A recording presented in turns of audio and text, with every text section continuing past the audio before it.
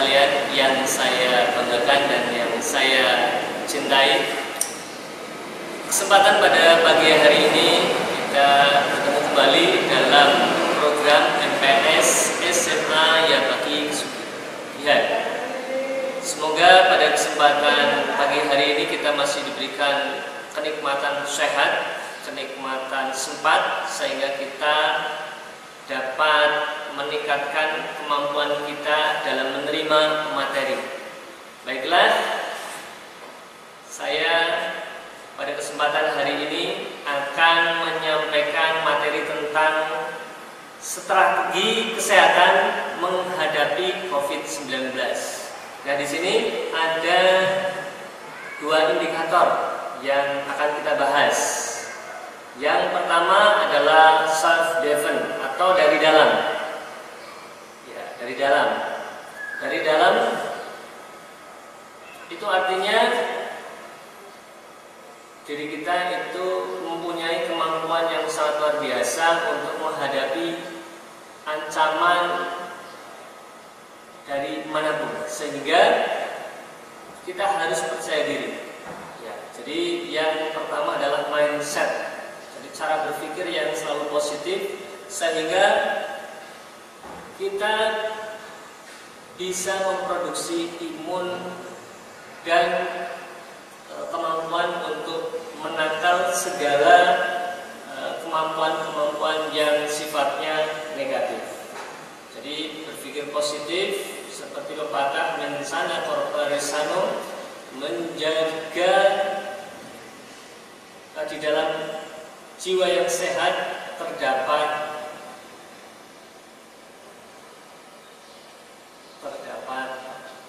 di dalam tubuh yang sehat terdapat jiwa yang kuat. Nah, maka di sini kita perlu menempatkan pada hal-hal yang kita bisa tempatkan. Ya, seperti itu. Jadi kita harus berpikir positif sehingga aspeknya menyeluruh ke segenap sel-sel yang ada dalam tubuh kita.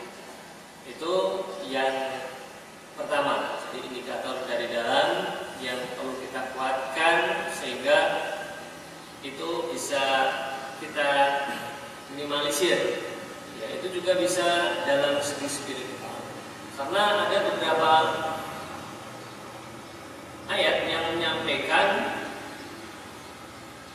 bahwa inna fi khalqi fis samawati wa ma fil ardi wa ikhtilafil laili wan nahari la ayatin li ulil albab.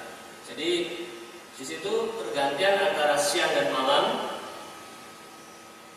ya, tercipta orang-orang yang berpikir. Maka kita orang yang berpikir, maka gunakan kepribadian kita, cara berpikir kita, sehingga apa yang kita butuhkan betul-betul bisa kita aplikasikan. Jadi kita melihat berbagai aspek yang ada di dalam tubuh kita supaya kemampuan diri kita itu muncul. Jadi self-defense, setiap ada serangan dari luar, maka kita akan siap menghadapinya. Ya, intinya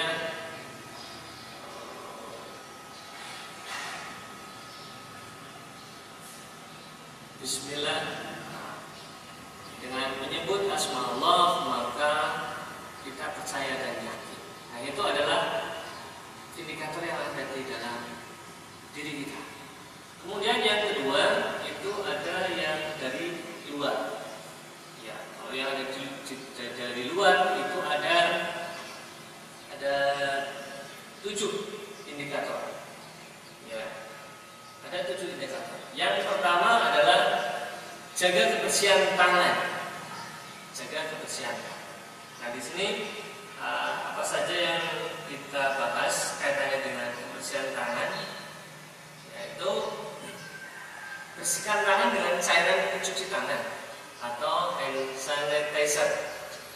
Apabila permukaan tangan tidak terlihat kotor, namun apabila tangan kotor, maka bersihkan menggunakan sabun dan air mengalir. Nah, ini sabun dengan air mengalir. Kemudian cara mencuci pun harus sesuai dengan standar yang ada, yakni meliputi bagian dalam punggung, kemudian sela-sela dan ujung-ujung jari. Nah, ini bagaimana kita mencuci tangan. Kemudian yang berikutnya, yang kedua adalah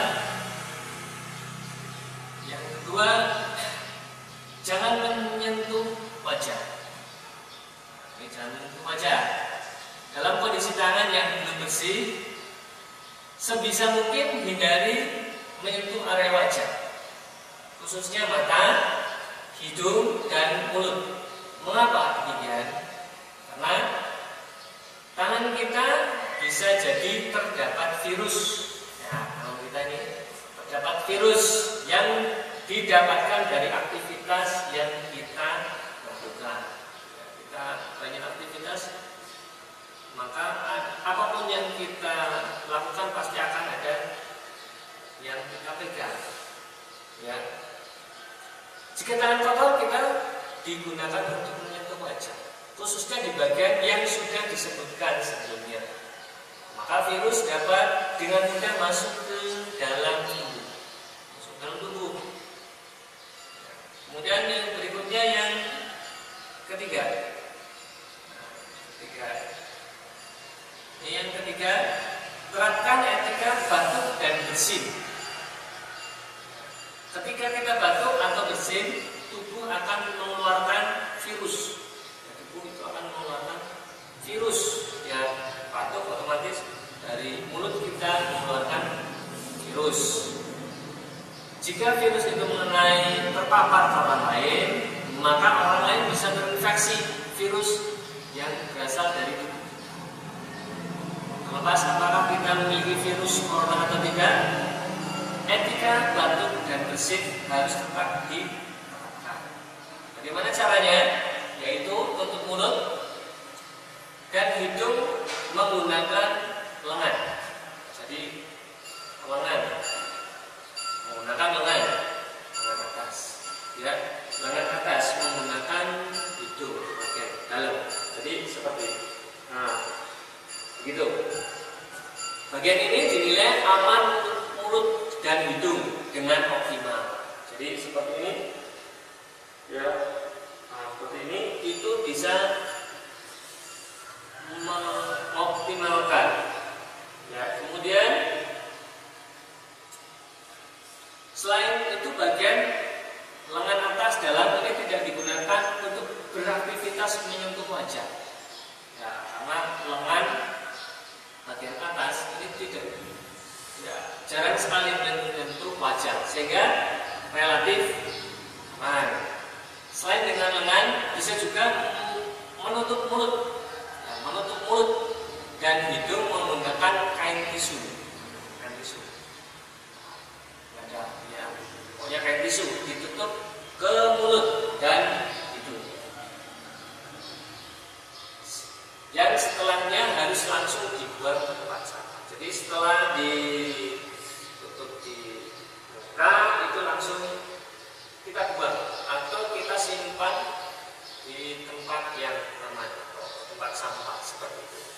Kemudian yang berikutnya, yang keempat itu pakai masker. Bagi Anda yang memiliki gejala gangguan pernafasan, kenakanlah masker medis kemanapun saat Anda keluar rumah atau berinteraksi dengan orang lain. Setelah digunakan, ya, masker medis hanya bisa digunakan satu kali dan harus segera diganti. Jangan lupa buang masker di tempat sampah yang tertutup. Jadi tempat sampah itu tempat sampah yang tertutup. Kemudian cuci tangan setelah itu. Namun bagi Anda yang tidak memiliki gejala apapun, cukup gunakan masker non medis. Masker non medis. Nah, misalnya seperti ini. Nah, ini saya kasih contoh. Ini namanya masker non medis. Ya, ini hanya masker biasa seperti ini. Ini masker non medis. Ya, ini biasa dijual di toko-toko atau di pinggir jalan itu ada, itu bisa digunakan. Ini pun harus sekali pakai, kemudian dicuci. Maka harus mempunyai banyak masker yang seperti ini. Tidak hanya satu, tapi digunakan untuk setiap hari. Bisa-bisa menjadi sarang virus apapun, ya seperti itu.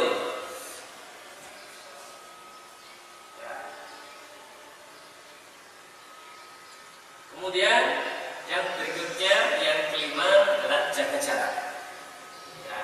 Jaga jarak. Untuk menghindari terjadinya paparan virus dari orang ke orang lain, kita harus senantiasa menjaga jarak. Jaga jarak. Jadi jaraknya bisa 1,5 meter. Yang penting antisipasi jangan sampai dempet dan dekat. Ya. Kalian senangnya dempet ya. Tapi di sini untuk menghindari maka harus ya betul-betul menjaga jarak supaya tidak terinfeksi. Ya. Ini terlebih jika orang tersebut menunjukkan gejala gangguan pernapasan. Jaga jarak minimal 1 meter. Minimal 1 meter. Ya. Ini juga ada istilah yang biasa disebut physical distance. Kita dilarang untuk mendatangi kerumunan, meminimalisir kontak fisik dengan orang lain, dan tidak mengadakan acara yang mengundang banyak orang, misalnya hajatan. Ya, itu kan banyak orang. Itu ada beberapa kasus di kecamatan, ya di desa Sugian. Nah, kecamatan Sugian, desa Uripan itu dibubarkan karena apa? Ada kerumunan massa yang tidak memenuhi standar operasional atau SOP, orang banyak berkerumun. Jadi ada banyak orang di sana. Ya, sehingga banyak aspek yang bisa mengakibatkan indikator untuk menularkan virus. Ya, terus ada SOP-nya, standar operasi. Ya, penyelenggaraan apapun itu harus ada. Tapi ini kita harus patuh dengan gugus tugas yang ada di sekolah, ada di desa, kecamatan, kabupaten. Maka kita harus ikuti itu ya supaya kita lebih aman. Kemudian yang berikutnya, yang keenam adalah isolasi mandiri.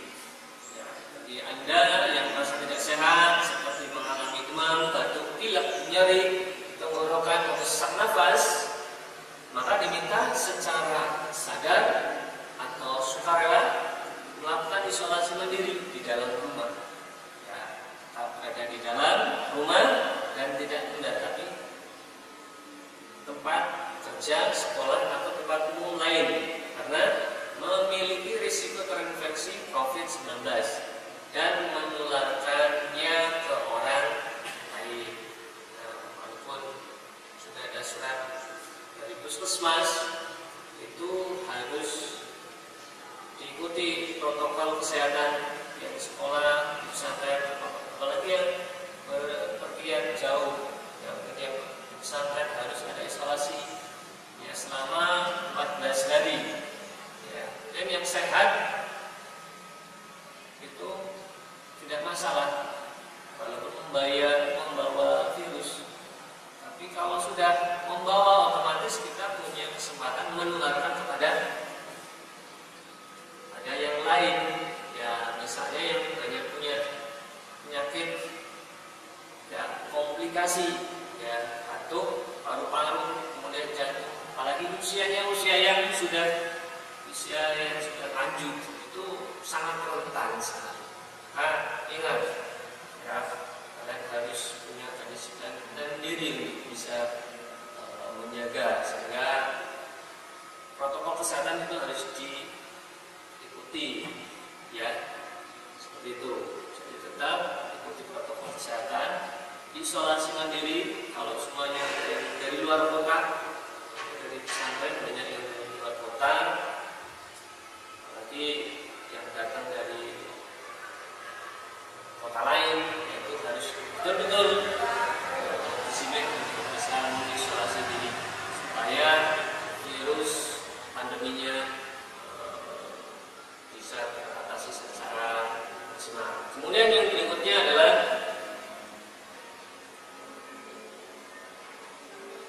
jaga kesehatan. Selama berada di rumah atau berkegiatan di luar rumah, pastikan kesehatan fisik tetap terjaga dengan berjemur. Sinar matahari pagi selama beberapa menit, mengkonsumsi makanan bergizi seimbang, dan melakukan olahraga ringan. Ya, istirahat yang cukup juga sangat dibutuhkan dalam upaya menjaga kesehatan selama masa pandemi ini. Waktu itu saya juga pernah mengantar ya protokol kesehatan di Puskesmas Kecamatan Kesugihan. Jadi saya mengantar pasien, bukan pasien COVID. Begitu ada bel suara berbunyi, itu petugas puskesmas itu langsung berhamburan keluar. Saya pikir apa itu? Ya, tuit, begitu, tuit lagi. Langsung petugas berhamburan. Kemudian memberi instruksinya akan suruh keluar. Ya, ternyata saya pun ikut keluar. Ya. Yang lain keluarnya menuju ke halaman belakang. Kebetulan saya tidak sakit, hanya mengantar keluarnya ke halaman depan. Jadi tidak tahu yang akan dilakukan. Tapi ternyata apa? Mereka memanfaatkan energi matahari, yaitu berjemur menggunakan protokol, yaitu harus menggerakkan badan. Ya, kalau istilah bahasa Jepang taiso, ya, jadi pemanasan. Kalau di olahraga itu stretching, ya, maka ada kurang lebih berapa menit, ya 10 menit, ya dipandu oleh pegawai puskesmas melakukan kegiatan ya, senam, menggerakkan badan dari atas sampai bawah, semuanya bergerak, ya, keluar keringat. Itu salah satu tips menjaga kesehatan. Ya, sinar matahari itu sangat efektif untuk bisa memberikan kontribusi, karena alam sangat memberi kontribusi kepada kita semua. Maka coba manfaatkan alam sedemikian rupa, jangan sampai kita malah mengotorinya atau merusak alam. Ya, karena alam semakin kurang bersahabat, atau kita sendiri yang tidak memanfaatkan secara maksimal, ya, tidak menjaga alam, sehingga alam pun ya kurang bersahabat kepada kita. Seperti lagunya Ebit Yade. Ya, kalian bisa simak sendiri. Kemudian yang terakhir, ya saya tutup saja, karena untuk strategi menghadapi COVID-19 itu adalah kesadaran pribadi, sehingga menimbulkan efek organisasi masyarakat, sehingga kita mempunyai kewajiban, atau diri pribadi mempunyai kewajiban untuk bisa membuat disiplin diri, sehingga orang lain pun akan melihat, meniru, kemudian melakukan apa yang kita lakukan. Jika kita bisa memberi kontribusi yang positif, maka efek yang ditimbulkan ke orang lain atau feedback ke diri kita itu akan menjadi baik. Kemudian jangan lupa, apapun yang kita lakukan itu